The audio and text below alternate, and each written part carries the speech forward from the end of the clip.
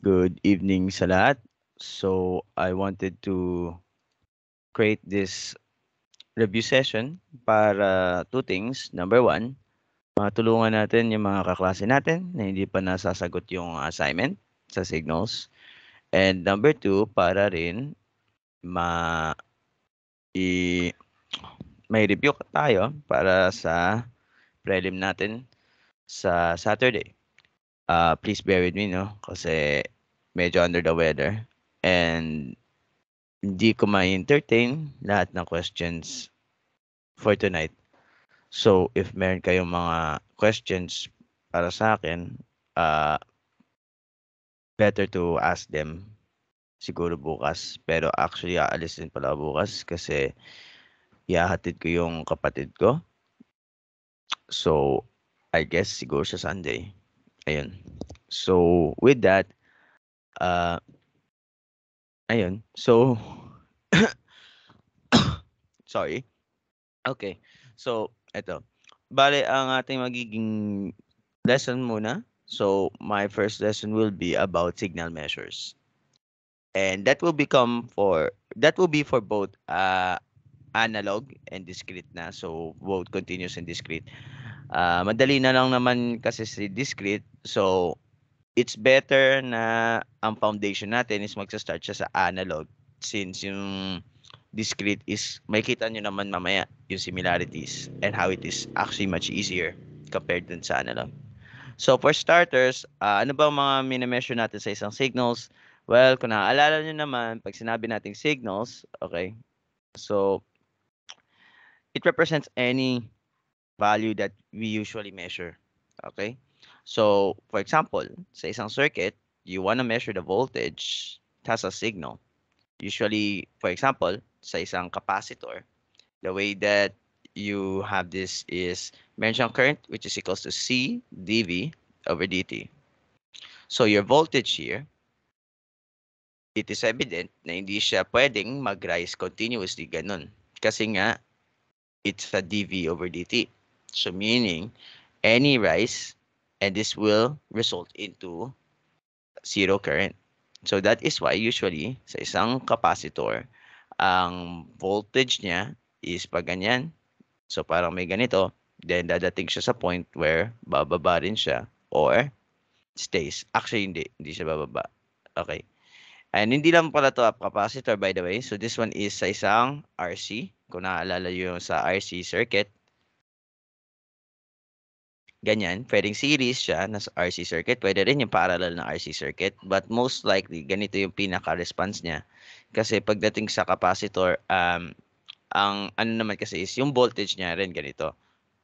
Pero, if you look at the potential difference, it's going to be actually parang uh, ganito but then drop.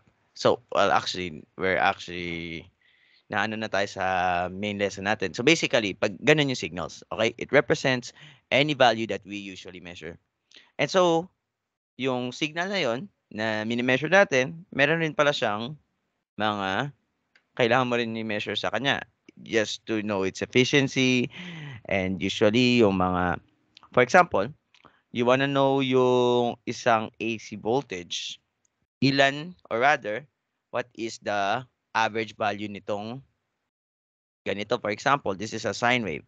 So what is the average value of this sine wave? Well, it's obvious here. For every time na mag-rise sa isang positive half cycle C sine wave mo, magkakaroon din siya ng drop papunta sa negative cycle. So this whole period here has an average value of 0 volts. And that goes the same for the other ones. So that is why sa isang sine wave, usually kapag nag-traverse siya ng same period for both the positive and negative half cycle, it's going to be 0 yung kanyang average value. But if not, how do we find it? So ito yung formulas po natin. So x average is equals to 1 over t, the integral through the period ng x of t dt. Okay? So keep in mind na ginamitan ko to ng x just so malaman nyo na hindi lang naman yan sa voltage nangyari. Pwede rin sa current, pwede rin sa any other measurable stuff na pwede nating anuhin. So, as long as nag-iiba siya with respect to time. And usually, describable siya by a function or by a series of functions. Yun yung pinakaano kasi sa continuous. So if this is your average value, meron tayo yung RMS value. Pero bago tayo pumunta sa RMS value, we have to discuss yung sa energy. So energy is equal to the summation, or sorry, summation. I meant the integral of x squared dt. So I think naging clear naman sa ating lahat na when we say energy, it's actually equal to the power times time. And usually, let's say for example, we're talking about a circuit, energy is of course equal sa power niya is V times I times T. So usually, this is going to be V times Q. Uh, Now, etong ganitong form, kasi we are assuming na itong Q na to is like similar. Well, hindi naman similar. Okay, so basically dito yon sa V, I, and T na ito. Usually kasi minumultiply lang natin siya, but we don't realize na ang pinaka true way ng pag-ano nito is that it's actually an integral. V, I, then dt. And then itong I natin, 'di ba? It's actually V times R. So it's going to be R and then V squared dt. So this formula is like similar to this formula. The difference, of course, is this R. So we only assume that your R is 1 ohm. So that is why etong formula na to for the signal energy of this assumes that any factor sa labas nito, so usually resistance yan, is actually equal to 1 ohm para nako-convert yung voltage to current. So yun yung pinaka-concept ng tinatawag nating shunt resistor. Ito yung pinaka-principle kung paano yung mga multimeter nakakapag-measure ng current. Kasi they don't measure it directly. Instead, nagsasample sila ng voltage na nakaparallel. It goes through a resistor. And that resistor converts that voltage to yung current. Pero that is the outside the scope ng ating topic. So let's go back. So we now have our energy. So of course, alam naman natin from our high school that energy is also equal to power times time. So if we go for that one, malaman natin na yung power natin is equals to energy over time. Here's an important distinction about power. This one usually only happens for periodic functions, mainly due to the T. Pag sinabi natin kasing T, yan yung period niya. And when we say period, that is the amount of time na mag-e-end yung isang cycle bago umulit yun. So anything that has a pattern na pina-follow, meron silang period. It's like this graph here. Alam naman natin na pababa lang siya. So it will approach zero and therefore wala siyang period because it goes continuously. But what if instead we make it such that after this, uulit siya? And this. So now it has like 3 cycles. So granted na of course mahirap i-measure yung part na to. Well actually, okay. So granted na you have something like this one. Then what ends up happening is meron na siyang isang buong period for this cycle alone. And this must be equal to this one, and then for this one, etc. So, kaya lang siya nagkakaroon ng power kapag umuulit na siya. And finally, RMS, which is equal to the square root of the power. So, anong concept ng RMS? Root means square.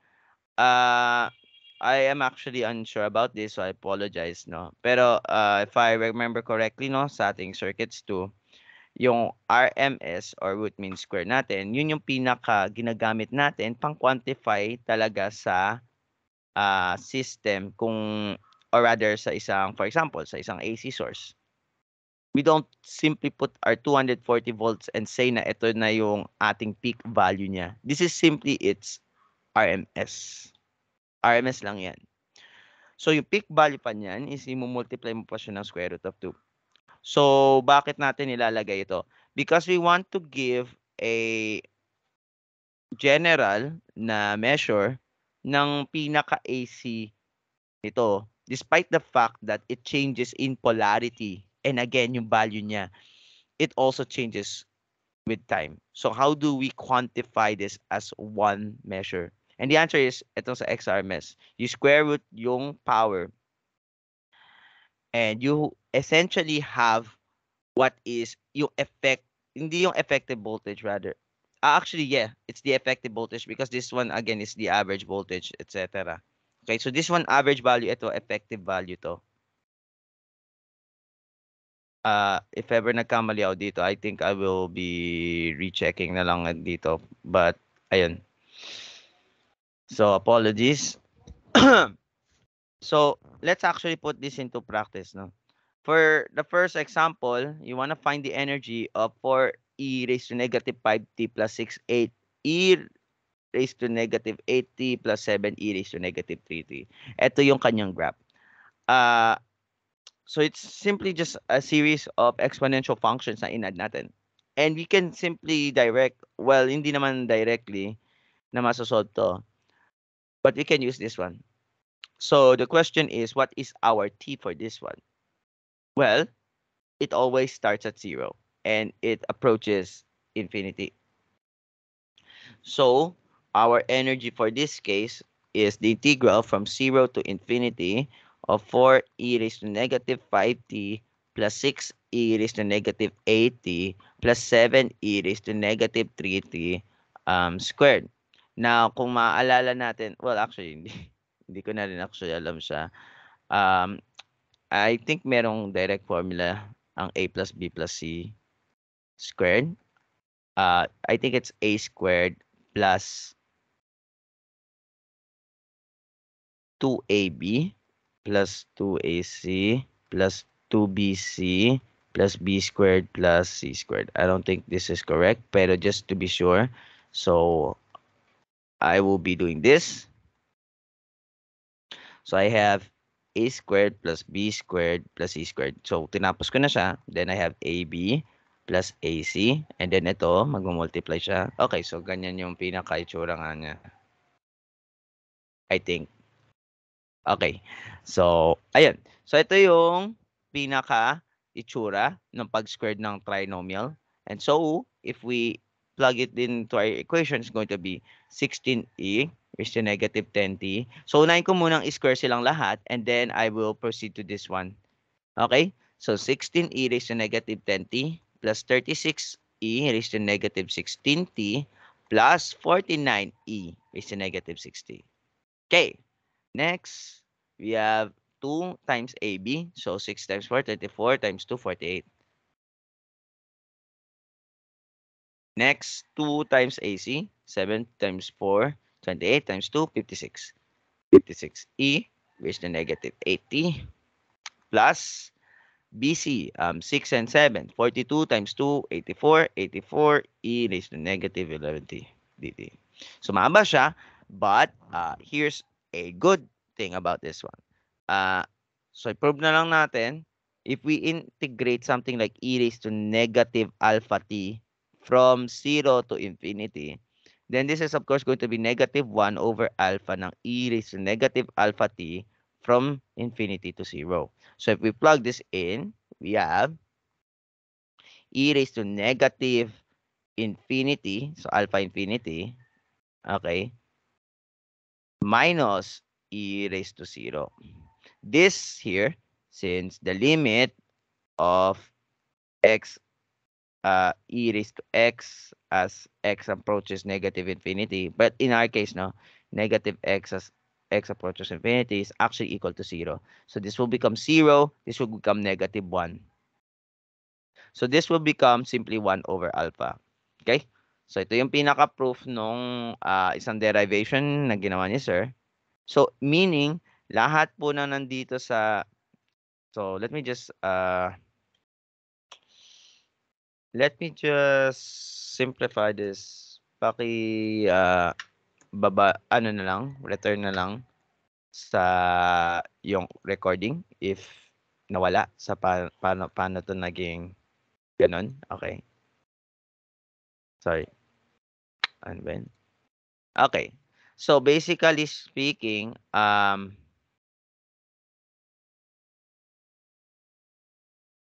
okay, ayan. So basically speaking, pwedeng gawin ko is lahat nito i-divide ko na lang siya sa kanilang exponents. So I get 16 over 10 plus 36 over 16 plus 49 over 6 plus 48 over 13 plus 56 over 8 plus 84 over 11 plus, okay, wala na pala. And then, ayan. So, be right back.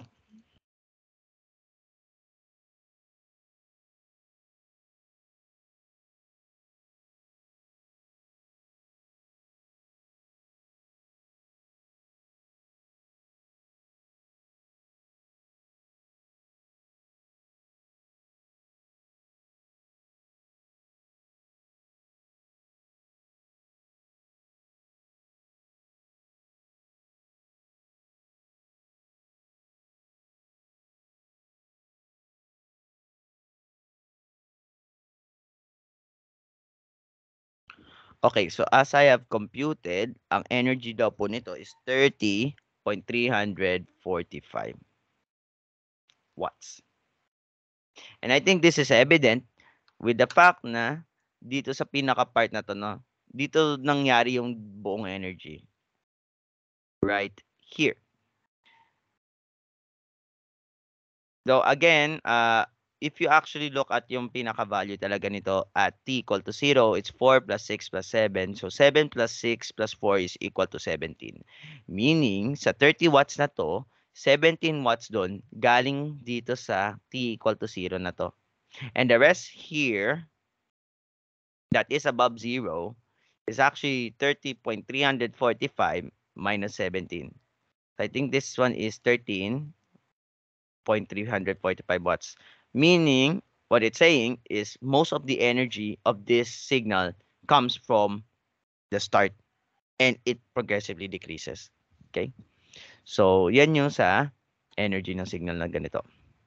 Okay, now let's have a bit of an application. So, kanina, nag-lesson tayo about three-phase rectifiers. Three-phase na, tama, rectifiers. And we talked about necessarily yung sa half wave. And I think maganda na dun lang muna tayo sa half wave. Or rather, you don't want to make it too complicated at i-discuss na rin yung full wave. Okay? Okay. So the half wave rectifier is similar to like a single phase rectifier except that long phase yung kanyang nire-rectify. So just a little bit of insights about this one. Makita naman natin usually dito, no, na may point sila na nagtitagpo yung mga wave. So itong mga point na yan, if you actually draw a solid line on this, yan yung kanyang output. Okay?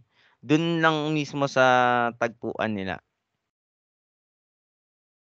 And the reason being, of course, is yung concept nito, kapag yung isa, umabot na yung potential nito sa potential nito, same na sila, the potential difference between them is simply 0 volts. So, magiging open na to and the rest will conduct.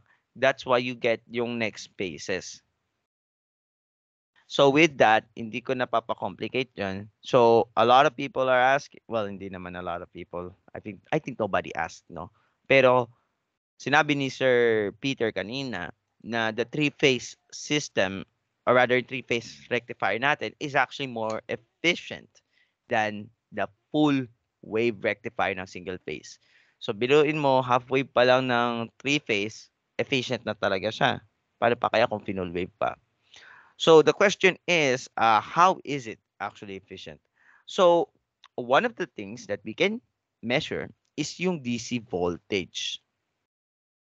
The DC voltage produced after rectification. So, how do we quantify that?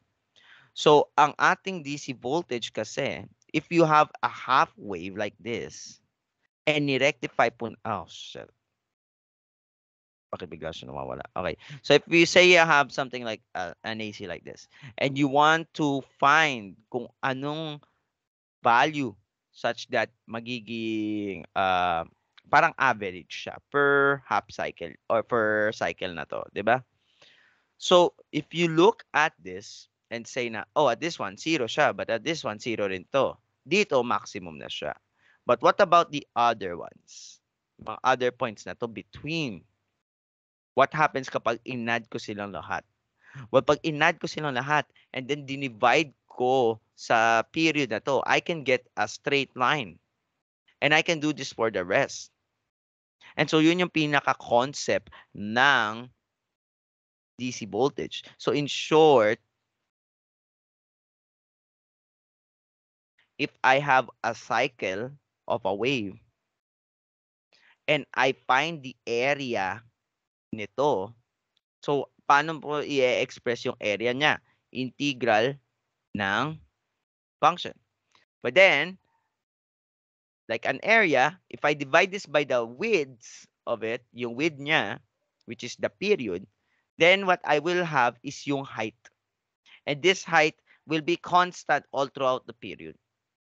So this is now your X average, in short. So yung DC voltage ng isang rectifier is equal to its average value. So how do we find that out? So let's see. So the DC voltage, VDC, okay, is equal to the V average. So what is the formula for the V average? 1 over T, the integral from buong T, no, ng iyong function. So my function here, I'm going to assume, for the simplicity na lang, okay, that this here, you can see here na ito, isang buong ano. So assume that my frequency is actually 1 hertz. Okay? That way, I can simply put sine 2 pi then t. Okay? This is going to be sine 2 pi t. Okay, so ito na yun, dt. So, ano yung aking period? Well, if we look at the actual output of this,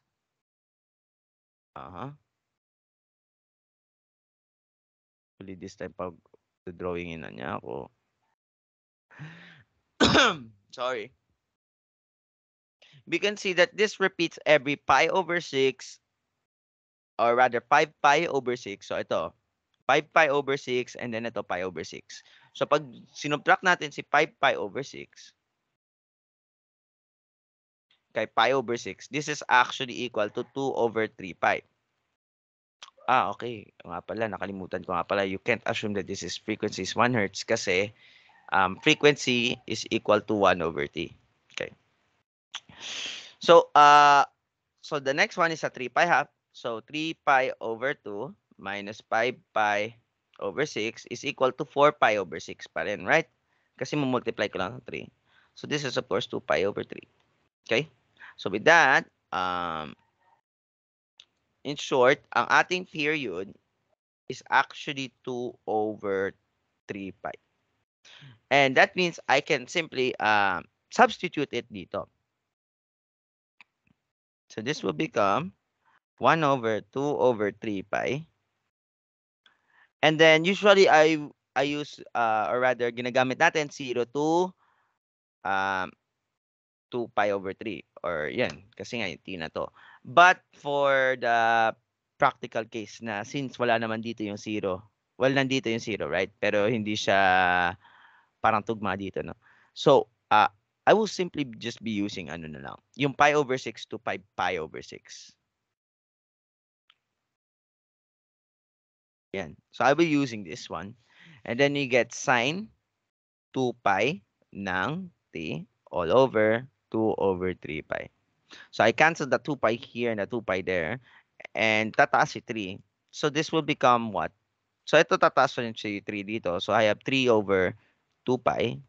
The integral from pi over 6 to 5 pi over 6 sine 3t dt.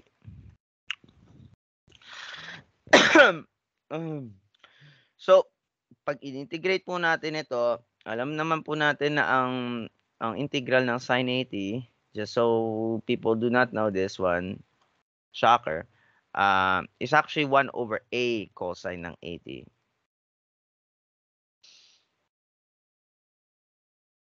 Negative. Okay, ayan. Okay, so negative siya ng 1 over a cosine 80. Just to show you, no, pag dinerivative mo si cosine 80, ano siya? Negative sine of 80. So, i-multiply mo siya dito so, okay, derivative ng cosine 80 is equals to negative 1 over a. Negative a lang pala. Negative a sine ng 80. So, I multiply that to 1 over a and the negative here, and I get na makakancel si negative a. So, that's why sine 80. Okay? So, that means this will become 3 over 2 pi, 1/3 ng negative cosine of 3t from pi over 6 to pi over 6. And I think it's important to note, no, na kapag ganito yung itsura niya, what you can do here is remove the pi, or rather the negative, and then pag-switch mo yung limits. Pwede nyo gawin yun. So, just for demonstration, i-retain ko na lang to. Okay? So, this will cancel. I get 1 over 2 pi here. I get negative cosine ng 5 pi over 6 here. Plus cosine ng 3 pi over 6. So I guess you can see that this one is 0. But what about this one? Well, this will become 5 pi over 2. So this will also become 0. Okay? Okay. Tama ba? 5 pi over 2 is 0.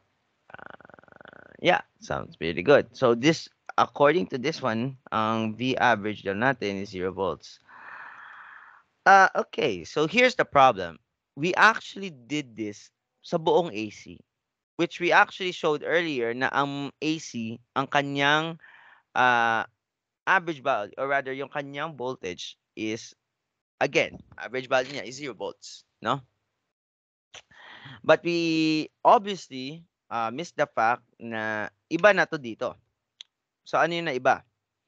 Hindi na po value ng ating wave dito is 0 volts.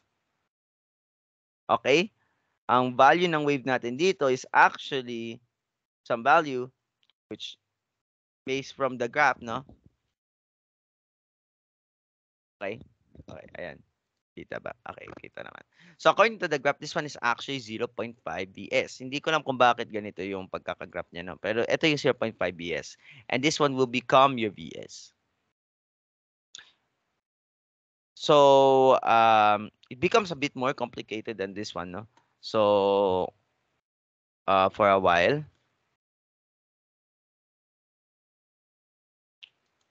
so mistake ko rin yun. Hindi ko napansin nga pala na, again, hindi po kasi, ito kasi gagamitin mo siya kapag you assume that yung average value, or rather the peak value of your wave is 1 volts.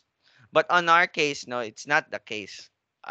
Instead, you have a value of a peak voltage, but then you also have the shifting pataas, no?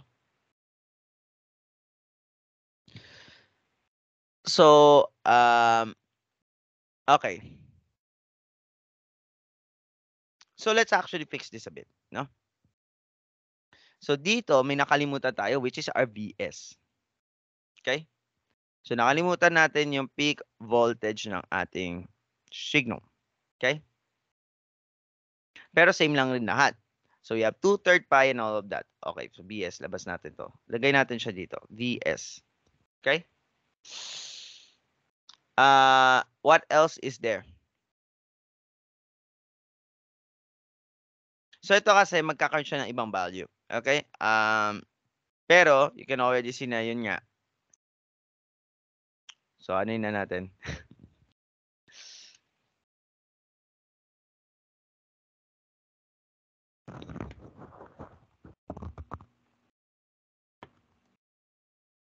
for a while.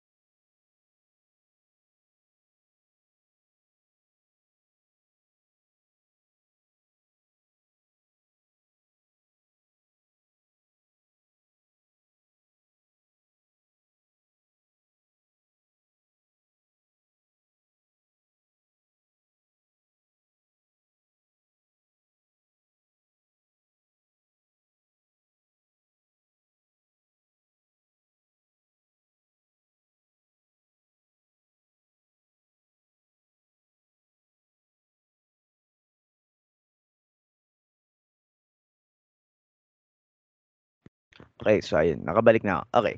So balik tayo. So, ito na 'yon. Wait lang, nakalimutan ko yung VS. Right here. Okay. So, ang gagawin natin of course is yung integral nito. So, let's actually just redo the integral again.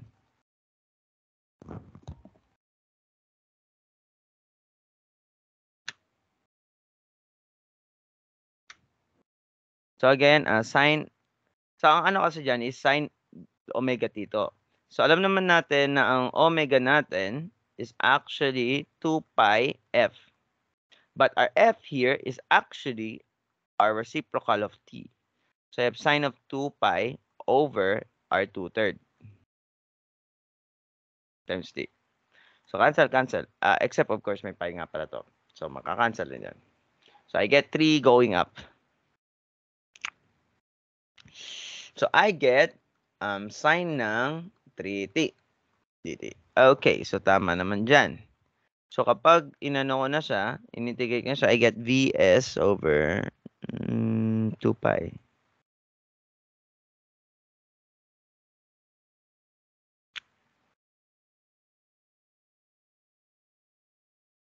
Okay, so hold on for a while. I think medyo may problem lang ako a bit. Pero let's actually just push on. So cosine kasi ng gagawin ko na yung cosine ng pi over 6 times 3, no? Minus cosine ng 5 pi over 6 times 3. Well, actually hindi dapat 'to magiging 0. The truth is it's supposed to be Vs over 2 pi and then eto dapat ang lalabas dito is 2. But I am actually getting a different answer. So I'll actually ano na lang 'to, balikan na lang 'to siguro in the next lecture. Pero basically, ang magiging sagot mo dapat dito is 3Vs over 2 pi times 2 from the inside. And then meron pa dapat yung 0.866. Pero hindi ko napalabas 'to. So, I'll consider this as a null question na lang muna, no? So, focus na tayo sa iba. Okay, of course, the RMS one is like finding the power of the system. And then, isa-squared mo siya. So, that's why the number 3 is i-compare mo yung energy ng single phase sa three phase. Medyo nakaka-tiring pero we'll just do the ano muna. Ito muna ang number 3. That way, malalaman naman natin yung RMS ni number 2. Okay. Okay. So, same lang naman silang dalawa. Of course, ang magiging iba is yung sa period. Also, remember, our energy is actually equal to the 1 over t, the integral, through t ng x squared t dt. So, our x squared, ayun. So, x squared being, of course, yung ating function. So, if we do this for the first one, so sa three-phase muna tayo. Keep in mind, no, same lang naman silang dalawa. Or actually, let's do it on the first one. Ito muna first phase na, single phase lang natin. Okay? So, we call from this one, sa output waveform niya, na ang kanyang period is only 1 over pi. Or rather, pi lang. Pi. So, that is why the outside one is 1 over pi integral from 0 to pi ng what? D sine omega t or sine 2 pi over pi t dt. Pero naka-squared sila. So, kakancel to and I get, of course, d squared over pi integral from 0 to pi ng sine squared 2t dt. Okay, if we recall, sine squared ng 2t, actually, medyo ano tong, I wanna show it, pero 1 minus cosine of 40 over 2 yan. So, para sa hindi nakakaalam, of course, cosine of square t plus sine of square t is equal to 1. But then cosine of squared t minus sine of squared t is equals to cosine ng 2t. I think you can already see from here na kapag sinubstitute mo 2t for this one, you get the same thing. Of course, the difference being on this one, magiging 40 na siya. Okay? And when you add them together, well, actually, minus them together, I get na magka-cancel to. So, I get 2 sine ng squared t is equals to 1 minus cosine of 2t. Oh, shit. What a dick. Okay, yan. And so, sine squared t is, of course, ito. Parang to. Papalitan mo lang yung t ng 2. So, magiging 40 siya. Okay. So, I guess, gets nyo naman na yan. So, I will now substitute this here. So, b squared over 2 pi from 0 to pi ng 1 minus cosine of 4t dt. So, this will become, sorry, b squared over 2 pi ng t minus, so actually this one is actually t minus 1/4 ng sine 40 naman. And wala yung ano, sorry. So wala yung, what do you call that one? Pag-switch ng sign. Okay. Kasi again, ang derivative ng sine is cosine directly. Okay, so pag in-integral mo siya, okay, same lang rin naman. Okay. So this will become b squared over 2 pi ng pi minus 1/4 ng sine ng 4 pi minus 0. Why 0? Because this will become 0 and this become 1/4 ng sine 0. Para alam naman natin na ang sine ng 0 is actually equal to 0 rin. So this will all be 0 kapag RT is equal to 0. Pag ganito naman, you can see that this one will become 4. This will become 4. Yeah, this will become 4. And so we get our value for our energy. Energy yung, wait lang, energy ba hinanap natin? Oh yeah, energy hinanap natin. Okay. So ang energy natin is b squared over 2. Hindi to energy actually. This one is power pala. Sorry. Power na to kasi dinivide natin ng 1 over t. So pag hindi mo siya dinivide ng 1 over t, in short, winalaman yung 2 pi na to, then our energy is simply equal to v squared over, so multiply mo lang naman siya ng time. Time tuloy. B squared pi. Wait. And then pag divide natin ng 2 pi, ay mamawala. Okay yan. So ito yung energy ng isang single phase rectifier. Ito naman yung power niya. So our RMS for this one is simply equal to the square root of my P, which is equal to the square root ng V squared over 2. This will become V over square root ng 2. So this is our VRMS. Keep in mind that this is a peak voltage. So this one is for the single phase system. And again, ang kailangan natin i-compare is the energy and power. So let's actually do this one for three-phase system. sorry. Sandali lang for a while.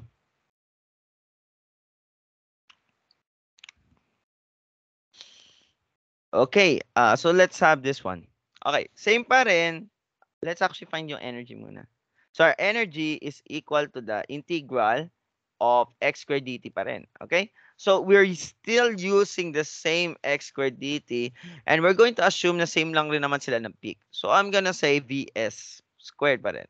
Sine ng, so this one, iba na yung kanyang, ang tawag dito? Iba na yung kanyang period.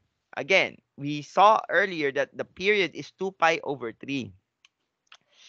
So we get that ang ating full equation dito is 2 pi over 2 pi over 3 t, but then squared.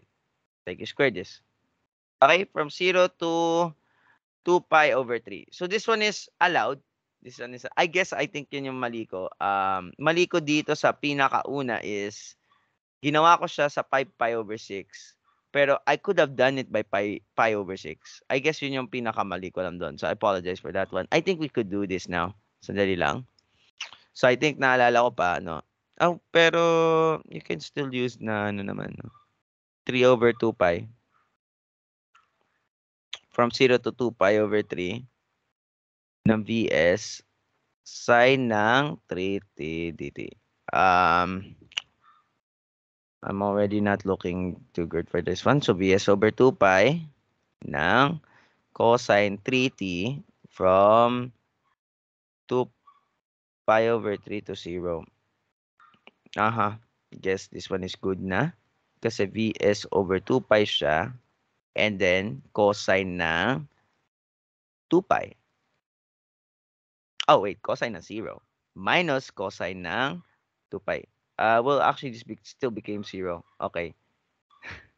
So, ay medyo na hindi rin pala siya tama pag ganun. Okay, so balikan ko na lang yan bukas. I'm very sorry for this one. Medyo hindi ko rin, my mind can't wrap around that. Okay. Balik na lang tayo dito. Okay. Sorry, na out of track ako. Ito yung energy ng sa three-phase, okay? So, this is going to be equal to Vs squared of 0 to 2 pi of 3 ng sine squared 3t dt. And again, same lang siya nandito sa una. So this is just gonna be Vs squared over 2. Sorry. Vs squared over 2 ng 0 to 2 pi over 3. And then 1 minus cosine ng 60 dt. Again, same lang po siya ng ginawa natin kanina doon. So you can return back to that part ng video kung medyo nalito kayo doon. Very sorry. I couldn't come back to that muna. So this will become Vs squared over 2. This will become t minus 1 over 6 sine ng 60 from 0 to pi over 3. Okay, this will all become 0 pag 0 siya. So, diretso na lang natin yung sa 2 pi over 3 lang na. So, 2 pi over 3 minus 1 over 6 sine ng, so 2 pi over 3, so magka-cancel ito. So, I get still sine 4 pi. So, this will still become 0. And I'm left with this. I cancel these and I get Vs squared pi over 3. So, this is my energy this time. So, pag kinompare natin yung energy nitong dalawang to, we can already see here na I am utilizing a third of my energy by using three-phase rectifiers. Which is, again, yun naman talaga yung pinaka-goal ng isang three-phase rectifier. You wanna divide every utilization ng single phase into 3. So, that way, Ito na yung sinasabi nating more efficient system. Okay? So, with that, ang power natin, of course, is simply Vs squared pi over 3, tapos all over yung kanyang period, 2 pi over 3. Cancel these, cancel these, cancel these, cancel these, and I get Vs squared over 2. I think Vs squared over 2. So, they're using the same power. Okay? In short, kapag pinag-compare nyo sila, you see that they're still using the same power and they still have the same RMS value. Ano ang pinagkaiba? Number one, you can still see here that the energy that we use is Vs squared pi over 3. Meaning, it is a third of yung ginamit natin sa full bridge na single phase. Sorry. Number two, keep in mind na ang ginagamit pa lang natin dito is a half-wave rectifier. Sa 3-phase, paano kung gumamit din tayo ng full wave na bridge rectifier na 3-phase? That will result in actually more effectiveness, no? Kasi mas thinner yung ating period for that one. The period for that one is pi over 3. So if we were to inspect this, we can look at a possibility of 2 times dito. And yung period mo dito magkakalahati. So like 5 over 3. So if you cancel these, you get that you are using twice the power.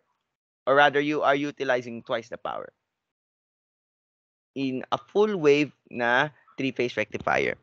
But since we are focusing on the half wave, eto muna for now. Okay? So, yan na yung energy na 3-phase and single phase. So, finally, we have etong last one. This is the last question. What is the power of the single phase system using ideal diodes? And let's say our Vs here is actually, well, wag na natin bigyan ng value si Vs. Ano ba kasi yung nagagawa nito lintik na the ideal diodes na to? The ideal diodes says that number one, they don't produce voltage drop. They don't produce voltage drops.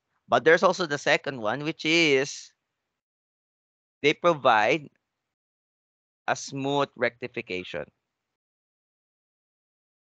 So what do we mean by this? What we mean by this is kung AC talaga siya nung pinasok, nung lumabas siya, straight na talaga siya. As in, continuous siya na straight phase. Okay? So, alam naman natin that if we want to find the power, this is simply equal to ET over T. But here's what I want you to look at. Number one, dito, walang period yung ating output. Number two, it's a constant. So if you were to find the area beneath this, para lang siyang rectangle. So what do we mean by the rectangle then? Meaning, tuloy-tuloy lang siya na ganyan, okay? So you can have the width of that. And then yung length or height nitong dalawa to taas. So the power for this one, for a DC lang naman, okay, na isang ideal diode ng powers. Okay, yun. So the power of this one, according lang dito, and again, this is simply an ideal diode, is our, okay, area, or rather, yun nga, area over the width. But our area is our width times height over width. Okay? Area squared pala to, area squared. So width squared height. Okay. So, if we divide these, we get our h squared over W. Yung h natin dito, yan yung value ng voltage. Okay? So, Vs. Pero, what about our width? Our width was 0. So, that's not the way that you would look at it. Instead, what you need to look at it is that at 1 second, straight pa rin siya. 1 second. So, kung uulit lang naman to another second, why can't I just say that my t is equal to 1 instead of t is equal to 0? That's valid. In fact, you can say that it's actually equal to 2 rin, and etc. But here, we're going to use 1 because we are now transitioning this to a type of parang discrete method natin, di ba? Sa discrete natin, always whole integer. So we're going to do the same thing for this one. We're gonna assume that our period here is 1. So our PDC is now equal to simply our B squared. Ito ngayon yung tinatawag nilang, sorry, hindi ko pala ito nasabi kanina, normalized na power. Normalized being, ano yung kanyang power if we say we only have it at 1 period. Yun yung sasabi nito. So in short, this is our, syempre answer, B squared. Lang siya. Okay? So for example, you have an input of 12 volts. Pag pinasok mo siya sa ideal diode, anong power output niya? 144 lang. 12 squared. 13 squared. 10 squared. Lahat yun. Ganun. So, yun lang yung pinaka working principle ng diode. And yung, syempre, yung sa value ng power ng signal niya. Okay? Next, let's talk about the last one, which is a discrete. And again, hindi ko to masyadong itatouch up kasi again, madali lang naman to. But basically, kung ano yung mga nakita nyo kanina dito na integral, papalitan nyo lang siya ng summation. In fact, I'll have this one copied na lang para ma-compare nyo. Okay? So here they are. For example, this one. Anong nangyari dito? Pinalitan natin si T ng N because this is known as the sampling period. Sampling period. Aray ko. Shit. So this one is sampling period and this small n is our index. Index or sampling point. Sample point. So with that, if you look at this, etong buong integral na to, napalitan lang siya ng summation. And nawala siyempre si dt. Kasi nga, nawala yung integral eh. So therefore, the transition from discrete to this one is simply like that. Okay? And of course, that goes the same for the others. Again, summation lang talaga silang lahat. Okay? Hindi nyo kailangan gawing mas complicated yon. Kasi ang mahirap lang naman sa part ng discrete is yung what if ano na siya, operations. Usually doon naman nadadali mga tao. I feel like doon talaga pinakamadami. Kahit ako minsan, madalas ako madali pagdating na doon sa operations ng discrete signals. So, so with that, no, ayun, it's actually straightforward naman. Okay? Keep in mind nga pala no, dito sa x squared natin, since square natin siya, magiging absolute yung value nito. Okay? Nakalagay kasi sa mga books na absolute value naman siya. But ang akin lang naman is that kung, di ba, sa squared mo rin naman siya, magka-positive rin naman siya. So, ba't pa ilagay sa absolute value? Come on. Let's be real here. Okay? And of course, the power is equal to simply the energy all over the number of or yun nga, yung buong sampling period natin, which is n. So, to give you an example, let's say you were given this. Hanapin mo ngayon yung energy and signal power niya. Okay. So, ito yung maganda sa discrete, you know. Kasi, for example, if you were in a continuous, no, ganito itsura niyan. Oh. Pwedeng ganito. Pwedeng ganyan-ganyan lang siya, oh. Oh. So, in short, with that, every time na magkakaroon siya ng graph, mahirap i-add lahat yun, no? Isa-squared mo lahat ng value nun and then i-add mo sa sila. Come on. Continuous yun eh. So, what we do is, in the discrete, ganito lang siya. Ang gagawin lang natin, isa-squared lang natin yung mga value na nakatapat sila. Okay? So, for example, the first period, 1, 2, 3, 4, 5, 6, 7. Okay, yun. So, the first one, nakatapat sa 3. So, simply 3 squared lang. Plus 5 naman. 5 squared. Plus 3 squared. 2 zeros, another 5 squared, and another 3 squared. I don't think 3 cube is 27. And 2 times 5 squared is 50. So I guess this is 77.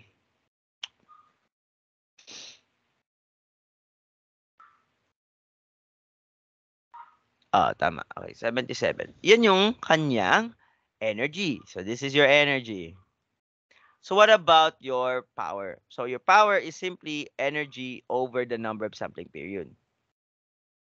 So this will become 77 over 7. Dahil nga yan yung sampling period niya. And that's 11 watts. Okay? Nakalimutan ko pala lagyan na joules rin dito. So there you go.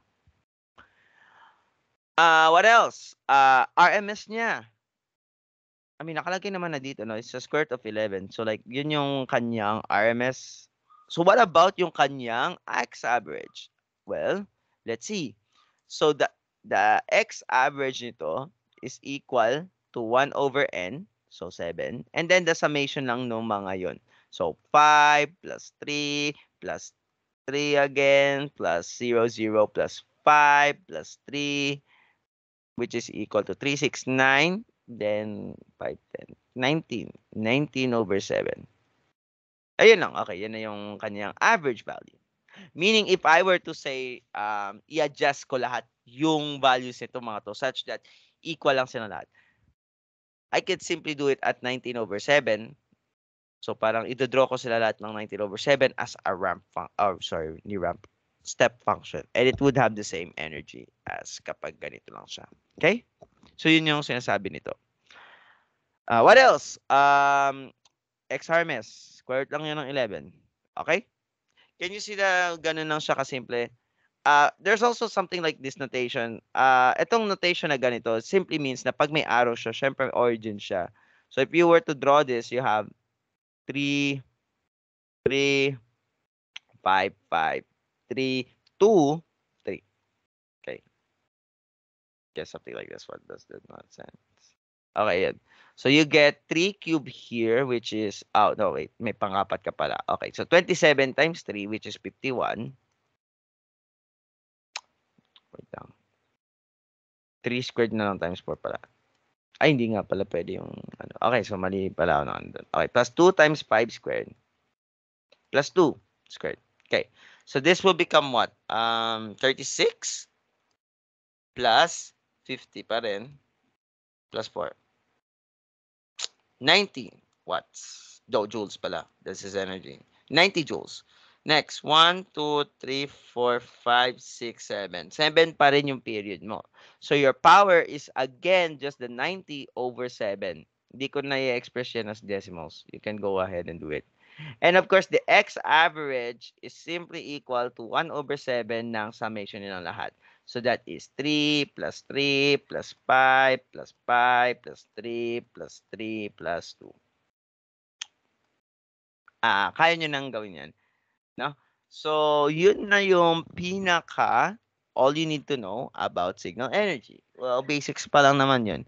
I was planning na siguro, kapag may time ako, I'll explore a bit of a deeper problems, no? Hindi naman naturo sa atin, for example, yung even and odd parts of the signal.